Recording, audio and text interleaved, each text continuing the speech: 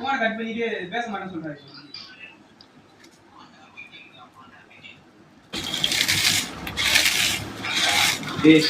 அதை வந்து ஆஃப்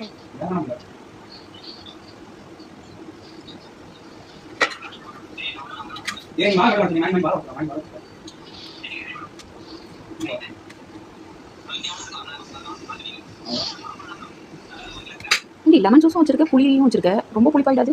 ரொம்பலாம் புளிப்பாகாது, கொஞ்சமாக போடு புளிலாம். போடும் போடும்.